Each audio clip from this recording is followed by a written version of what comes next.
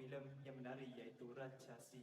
Filem yang diarahkan oleh C. Gautam Raj ini telah diterbitkan pada tahun 2019 dan dibintangi oleh Jyotika membawa watak sebagai Gita Rani.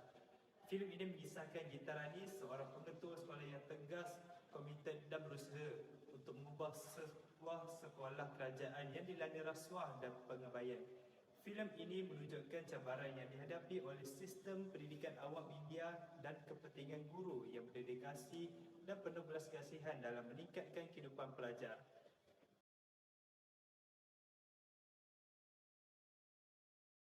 Hari ini saya akan bercakap tentang teori konflik. Teori konflik adalah pendekatan yang digunakan dalam sosiologi dan ilmu sosial lain untuk memahami konflik dan ketegangan dalam masyarakat. Teori ini seringkali memberi tumpuan kepada perbezaan kepentingan, ketidakadilan sosial dan pertentangan antara kumpulan yang berbeza. Bagi saya, teori konflik ini juga merujuk kepada berlakunya permasalahan di antara individu dan kumpulan-kumpulan di mana mereka akan mencuba untuk memperkukuhkan dan mempertahankan idea dan pandangan serta pendapat mereka sendiri.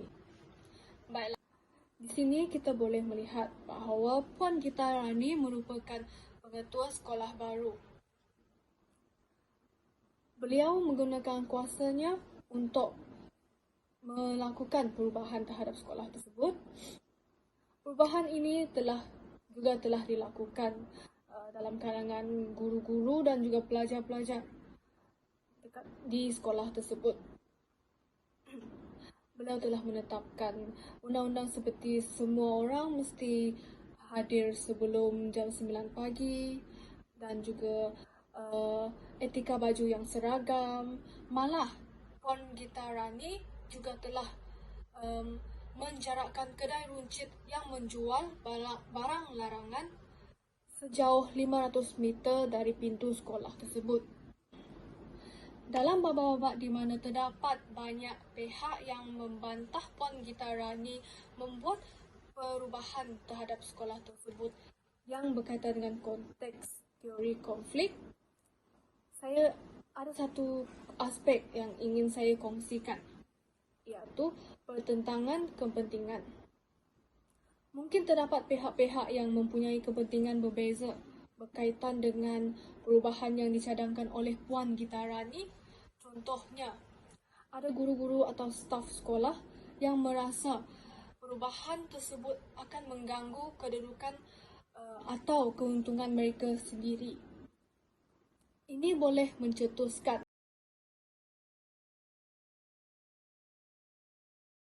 teori yang kedua iaitu teori funksionalisme. Teori funksionalisme ini dia melibatkan masyarakat. Bila melibatkan masyarakat, masyarakat ini akan ada fungsi dan peranan tersendiri, di mana fungsi dan peranan ini diperlukan di antara satu sama lain untuk memastikan segala objektif dan matlamat yang telah ditetapkan itu dapat dicapai. Disebabkan itu juga, ia tidak dibolehkan untuk bergerak secara solo ataupun bersendirian kerana akan berlaku sebarang krisis ataupun juga kegagalan terhadap mencapai objektif tersebut. Institusi sosial ini adalah hubungan di antara pelajar dan juga guru, di mana mereka memerlukan di antara satu sama lain untuk memastikan objektif yang telah ditetapkan oleh sekolah itu dapat dicapai oleh kedua-dua pihak ini.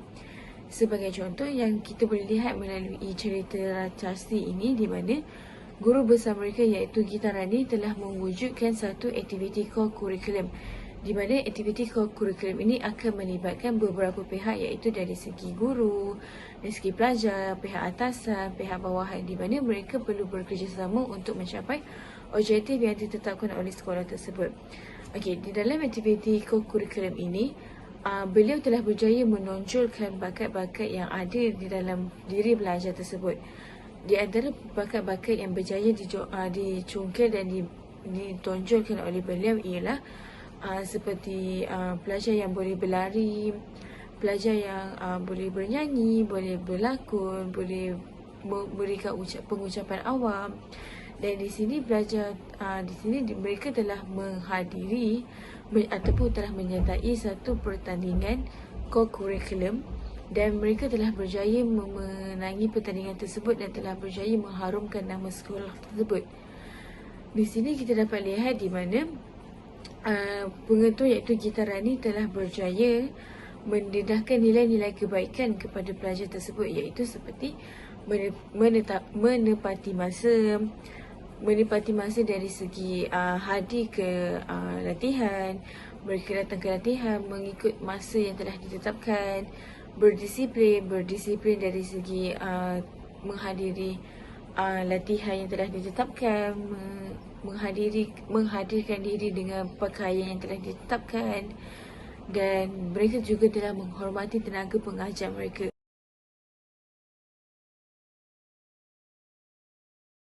Teori sosiologi.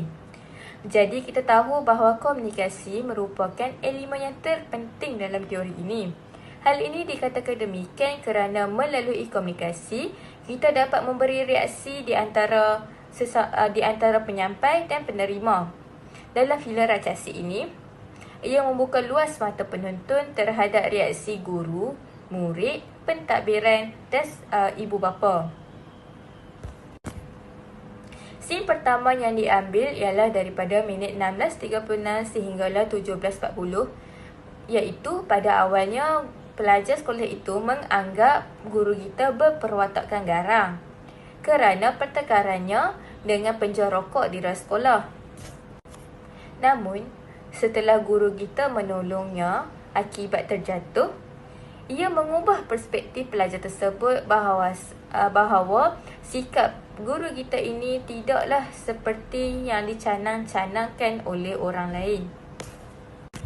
Guru Gita berjaya menampilkan sasiah terpujinya sehingga pelajar tersebut tertarik dengan personaliti guru Gita. Dalam scene ini, saya merumuskan bahawa tindakan guru Gita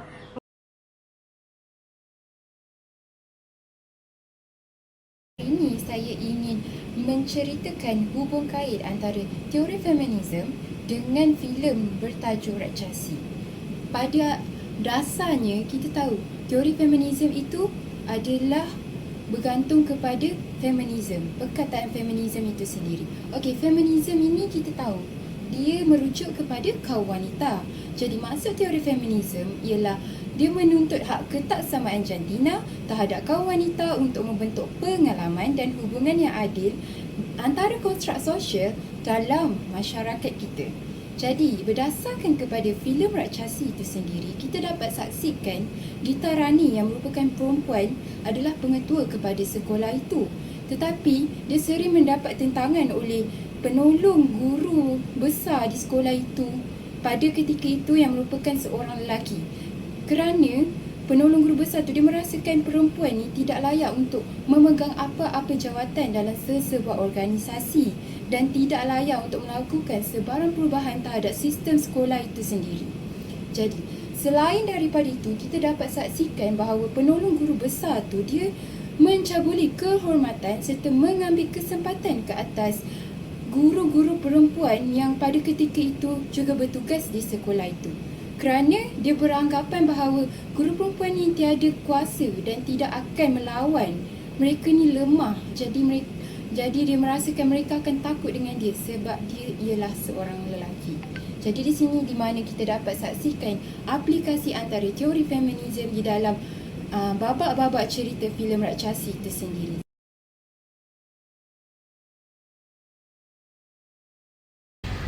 Dalam filem Rakchasi, terdapat beberapa teknik yang digunakan untuk memperbaiki sistem pendidikan di sekolah. Yang pertama, memerhati dan mengenal pasti masalah. Sebagai seorang pengetua, Gita Rani menjalankan tanggungjawab untuk melakukan pemantauan atau observation di sekitar kawasan sekolahnya. Beliau telah kenal pasti masalah, melakukan pembaharuan dan juga penambahbaikan. Yang kedua, mempunyai strategi atau perancangan yang rapi. Pentadbir mempunyai perancangan dan sasaran yang dikenali sebagai KPI. Sebagai contoh, yang dilakukan oleh Gita Rani ketika mula-mula berkhidmat di sekolahnya. Yang ketiga, mempunyai teknik mengajar. Sebagai seorang pentadbir juga menjadi pemudah cara kepada guru-guru untuk mempelbagaikan kaedah mengajar supaya pembelajaran menjadi lebih kreatif dan menarik. Dan yang terakhir sekali, mengenal pasti atau menguji kebolehan guru. Cara ini adalah untuk mempertingkatkan lagi cara mengajar supaya terdapat perubahan yang baik dalam pembelajaran.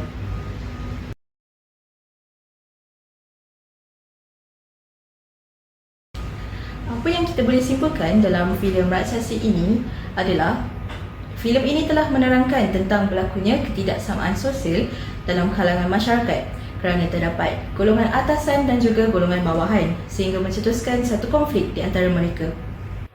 Tetapi, filem ini telah membuktikan bahawa semua golongan berhak mendapat pendidikan di sekolah secara adil dan saksama. Seterusnya, organisasi sosial sangat mempengaruhi tahap pencapaian di sekolah. Seperti dalam filem ini, mereka dapat mencapai satu kejayaan apabila semua pihak bersama-sama dalam melakukan tanggungjawab. Sebagai rumusan, filem ini boleh kita lihat bahawa guru sangat-sangat memainkan peranan penting ke arah pembentukan perpaduan di sekolah.